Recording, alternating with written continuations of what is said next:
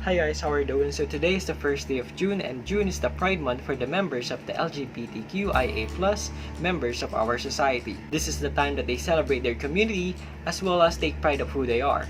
So here are some relationships of Philippine history and the members of the LGBTQIA community.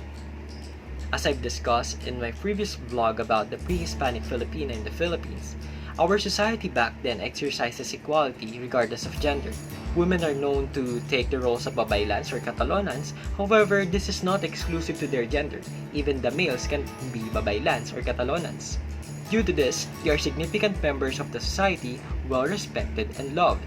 They even served as threat to the Spaniards. These males who assume the role of women dresses and act like women except that they can't bear children. They can also be married to a man and can exercise sexual relations. However, they mostly serve as this man's concubine, as the man still have a responsibility to his wife, which is to have children. Unfortunately, I wasn't able to gather information about the role of lesbian in the pre-Hispanic Philippines. However, as I've mentioned, our society back then exercises equality. As years of Spanish colonization goes by, the role of women steadily deteriorated. Women are no longer allowed to be priests, and cross-dressers are no longer acceptable. The Spanish machismo directly impacted the cross-dressers. They often ridiculed the cross-dressers and steadily transformed the word bayuguin, a native term for a effeminate man, into bakla, which means confused or coward back then. The American colonization further reinforced the Filipinos' perception of gender inequality by inserting it directly to formal education. Spanish machismo and religious influence, combined by the biological differences as supplied by the Western knowledge, changed the role of gay men from well-respected figures to a mere uncanny members of the society. Concerning the revolution, the Katipuneros once, on their way to Balintawak in August 1896, dressed as women. According to Professor Xiao Chua, Trinidad Texon, a member of the KKK, is a lesbian because when she's young, she was interested in boy stuff and also was one of the aggressive leaders of the KKK. One of the notable members of the LGBT community was Walterina Marcoa.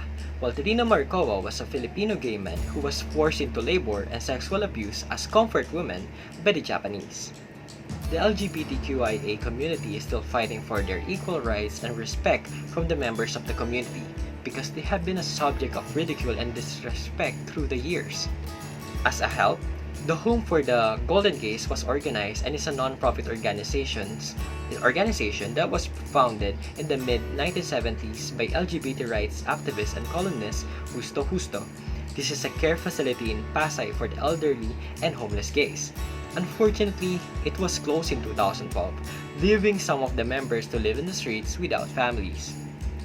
In 1992 was labeled as an important turning point for lesbian activism when Lesbian Collective joined the International Women's March. Lesbian Collective fought for recognition and equal rights.